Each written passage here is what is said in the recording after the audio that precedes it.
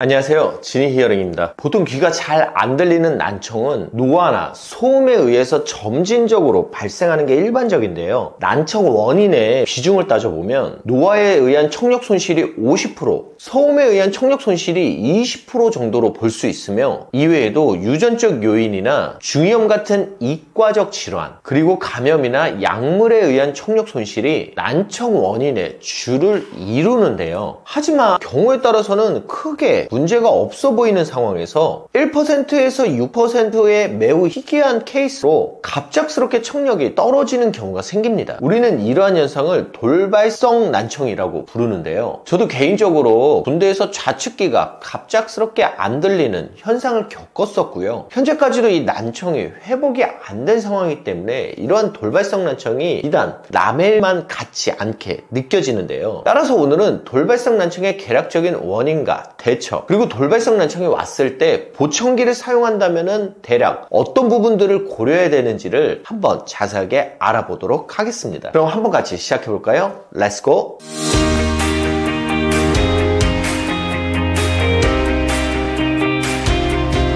돌발성 난청은 갑작스럽게 청력이 떨어지는 현상을 말해요. 돌발성 난청의 원인에 대해서는 대략 여러 가지를 추정할 뿐 아직 정확한 것은 밝혀진 게 없는데요. 그럼에도 불구하고 돌발성 난청의 원인으로 추정되는 것은 다음과 같은 것들이 있습니다. 1. 바이러스 감염. 감기 바이러스나 기타 바이러스 감염이 청신경에 영향을 주어 돌발성 난청을 일으킬 수 있고요. 2. 순환기 장애. 뇌로 가는 혈류가 원활하지 않을 경우 청력 손실이 발생할 수 있어요. 3. 자가 면역 반응. 신체가 자신의 뇌를 공격하는 자가 면역 반응이 청력 손상을 일으킬 수 있고요. 4. 청신경 종양. 청신경에 종양이 생기면 돌발성 난청을 유발할 수 있습니다. 5. 외상. 머리나 귀에 충격 등의 원인으로 인한 외상이 돌발성 난청의 원인이 될 수가 있어요. 위에 언급된 원인 이외에도 갑작스럽게 큰 소리를 듣거나 체력이 급격하게 떨어지는 원인으로도 돌발성 난청이 발생할 수 있습니다. 돌발성 난청의 원인은 보통 다음에 4가지인데요. 1. 한쪽 귀에서 청력 상실. 대부분의 돌발성 난청은 한쪽 귀에서 발생합니다. 2. 기울림, 이명. 청력 손실과 함께 지속적인 기울림, 이명이 발생할 수 있습니다. 3. 어지럼증. 뇌에 이상이 생기면서 균형 감각이 무너져 어지럼증이 동반되기도 하고요. 4. 귀의 압박감. 귀 안에 물이 찬 듯한 압박감이 느껴지기도 합니다. 저의 경우에는 좌측에 돌발성 난청이 왔고요. 난청이 시작되면서 귀에 이명과 압박감이 같이 발생하게 되었었는데요. 돌발성 난청을 겪은 후 25년이 지난 지금은 이명과 압박감은 많이 사라진 상황이지만 난청은 여전히 회복되고 있지 않은 상황이에요. 한 가지 다행이란 거는 그때보다 청력이 더 떨어지지 않았다 정도? 라고 볼 수 있을 것 같아요. 돌발성 난청이 발생하면 보통 귀가 멍하는 느낌으로 먹먹한 느낌만 발생할 뿐, 돌발성 난청의 원인은 보통 다음에 4가지인데요. 따로 통증 같은 게 생기지 않기 때문에 시간을 두고 뭐 좀 지나면 나아지겠지 라고 방치하게 되는 경우가 많은데요. 보통 돌발성 난청은 응급 상황으로 분리하셔야 되세요. 난청이 발생하고 72시간 이내에 치료를 시작하는 게 매우 중요하고요. 조기에 치료가 안 되면 영구적으로 청력 손실이 발생할 수가 있습니다. 가급적 대학병원급의 병원에 방문하시는 것을 추천드리고요. 반드시 병원에 지금 응급 상황임을 알리시는 게 중요합니다. 저는 사실 돌발성 난청을 군대에서 겪었기 때문에 적절하게 치료받을 기회가 없었는데요. 이 영상을 보시는 분들은 본인 또는 주변의 분들이 돌발성 난청을 겪으신다면 빠르게 병원에 방문하시라고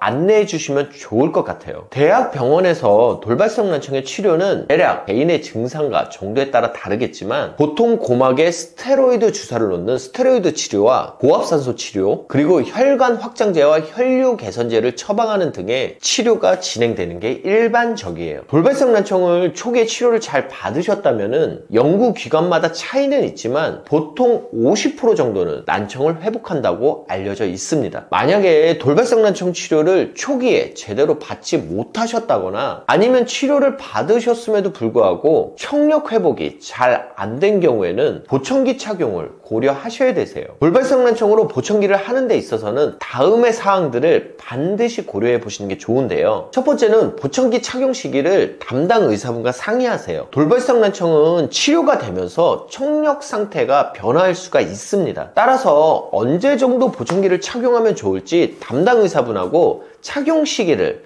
한번 의논해 보시는 게 좋으시고요. 두 번째는 보청기 구입을 자주 방문할 수 있는 가까운 센터에서 구입하시는 게 중요합니다. 앞서 말씀드린 것처럼 돌발성 난청은 치료 경과에 따라 수시로 청력이 변할 수가 있고요. 이러한 변화가 있을 때마다 보청기 소리의 증폭 정도를 자주 변경을 해줘야 되기 때문에 내가 빠르고 편안하게 소리 조정을 받을 수 있는 가급적이면 가까운 곳에서 보청기를 진행하시는 게 중요합니다. 세 번째는 크로스 보청기에 대해서 개략적으로 이해하셔야 되세요. 돌발성 난청은 한쪽 귀에만 발생하는 게 일반적이에요. 보통 한쪽 귀에만 난청이 발생했을 때는 난청이 발생한 귀에 보청기를 착용하는 게 아니고 난청이 발생한 귀 쪽에서 나는 소리를 난청이 발생하지 않은 귀, 즉 청력이 좋은 쪽으로 소리를 옮겨주는 크로스 보청기를 진행하게 될 확률이 매우 높은데요. 따라서 지금 나오는 영상을 참고하셔서 크로스 보청기에 대한 개략적인 개념을 이해하시는 게 중요해요. 이 영상의 링크는 댓글에 달아놓도록 할게요. 네 번째는 편측성 난청에서 보청기 효과에 대한 한계를 대략적으로 아시는 게 중요합니다. 방금 전에 말씀드린 크로스 보청기에 대한 영상을 참고하셨다면 크로스 보청기에 대해서는 개략적으로 이해하시게 되셨을 거예요. 하지만 앞서 소개드린 크로스 보청기를 진행하거나 경우에 따라서 나쁜 쪽 귀에 보청기를 착용하는 것이 실제로 정상 청력 수준의 퍼포먼스를 나타내지는 않습니다. 돌발성 난청에 의해 한쪽만 청력이 떨어진 편측성 난청은 실제로 보청기 만족도가 그리 높은 편이 아니에요. 따라서 지금 나오는 영상을 한 번 더 참고하셔가지고 편측성 난청에서 보청기 효과에 대한 대략적인 한계에 대해서 충분히 이해를 하시고 보청기 상담을 받아보시길 바랍니다. 마지막으로 시험 착용은 반드시 진행해 보시는 게 좋습니다. 앞서 말씀드린 크로스 보청기와 편측성 난청에서 보청기 한계 두 가지에 대해서 개략적으로 내용을 보셨다면 보청기 센터를 방문하셔서 대략 2주에서 한 달 정도 보청기 체험을 해보시는 게 좋은데요. 돌발성 난청으로 인한 일측성 난청에서 보청기 착용에 의한 만족도는 대략 반절 수준밖에 안 된다고 알려져 있기 때문에 구입을 결정하시기 전에 시험 착용을 통해서 내가 실제로 지내고 있는 실생활에서 보청기가 어느 정도 효용이 있을지 미리 테스트를 하고 보청기를 구매하시는 걸 추천드릴게요. 대략 25년 전쯤 군대 이등병 시절에 갑자기 왼쪽 귀가 안 들려서 당황하다가